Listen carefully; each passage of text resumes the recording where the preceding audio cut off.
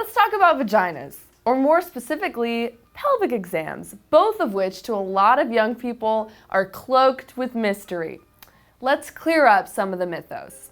Okay, so now we'll just walk through what an exam, some of the basic things that the exam would be like. Okay, so you would be wearing a gown. Usually we ask you to take off all your clothing, including your bra and underwear. And then you wear this gown, which is kind of the standard issue hospital gown, and it opens in the back. Nice. So you would put your arms through there, and then it opens in the back like that.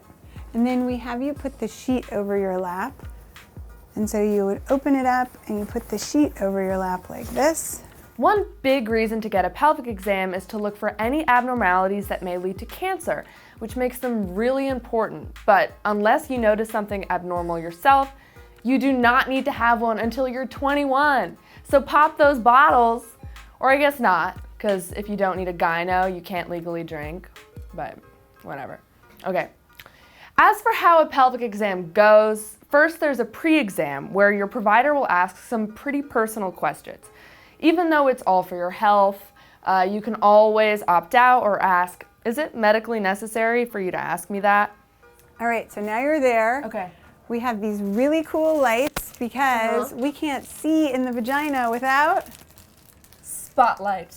A really strong light, because otherwise it's dark. Well, I'm just imagining sitting there with like a stage spotlight like right on your vagina. That's crazy. I mean, if you have stage fright.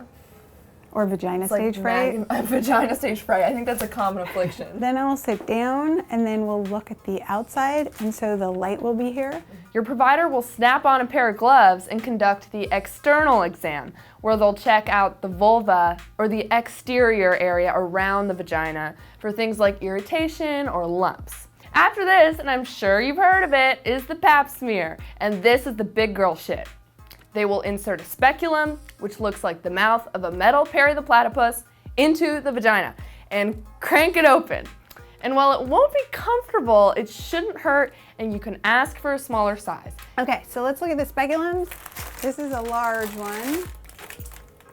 You can hold that. Oh my God. But these are a smaller one. That's awful. I'm sorry. That's like looks like something you'd open with a crank. But look at the difference in the size. Okay. See how much smaller that is to that? So there's a lot of variation in the size. Okay. And so you want to pick for a young woman, usually we pick the smallest one. And then there's one even smaller than that. So let's use this one because the other one's hard to see, okay? So what do we do with it? So what we do is, see how this opens and closes? Do you open it all the way?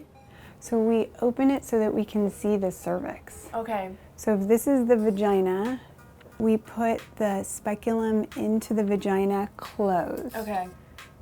But it's in that far. And so that's the part that can feel, especially the first time, a little uncomfortable. Do you warm it up? We do try and warm it up. Some gynecologists have warming drawers, so when it comes out, it's in a warming drawer. Sometimes we just put it under warm water, which is fine. And then once we're at the cervix, which is right at the top of the vagina, then we open so that we can see the cervix. And then sometimes we open it and we don't see the cervix. Where is it? Where's the cervix? We have to look for it a little bit. So then you'll feel it's kind of moving it around like this, looking for the cervix or putting more pressure. And sometimes that can feel a little bit uncomfortable. Yeah. And so then we're gonna do the pap smear. So remember I told you it's like a little spatula? Haven't you used this in ceramics? I think I just used I actually did take a ceramics class, but I didn't use that. This? Okay. So then this is what we use for the pap smear. So then we put this into the cervix and we remove some of the cells, gently just applying it to the cervix.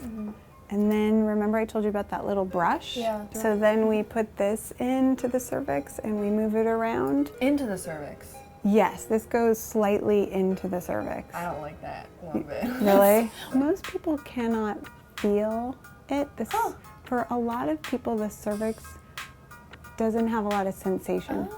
Some people it does. I didn't know that. But many times they don't feel it. Oh, okay. So then we do that. take that out, and then we close it, Okay. and then we take it out. All right, that's pretty short.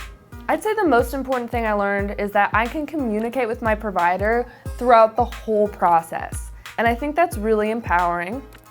And, tell us what you learned in the comments. I'm Charlie with Wire Media.